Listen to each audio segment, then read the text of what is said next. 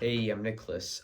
In this video, I will be discussing the National Park Service um, Investigative Services branch, also known as as division. The National Park Service Investigative Services branch um, is a federal law enforcement agency that falls under the National Park Service. It is primarily responsible for investigating crimes taken place on national parks, in other words, National Park Service property, um, or crimes involving National Park Service personnel.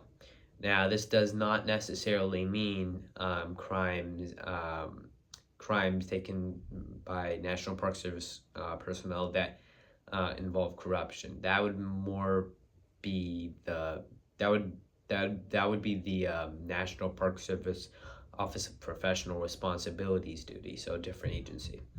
The National Park Service Investigative Services branch investigates crimes taking place on any National Park Service property, so they have domestic-wide jurisdiction across the U.S.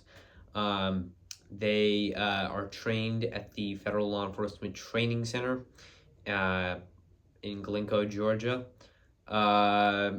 Pretty sure also Brusnick, Georgia, too. But yeah, primarily at Glencoe. They are special agents. They are not uniformed officers. The majority of special agents that you'll see from the National Park Service Investigative Services branch wear raid jackets, blue raid jackets, or vests. Again, they also work undercover. So, although usually there are not significant rates of crimes that take place in national parks. Crimes often take place at cities.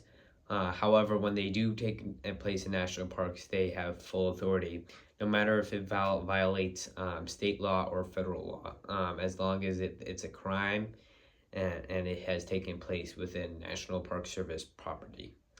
That is pretty much it. They report to the National Park Service Director, who reports to the Secretary of Interior, who reports to the President of the United States. Um, it's a medium-sized agency.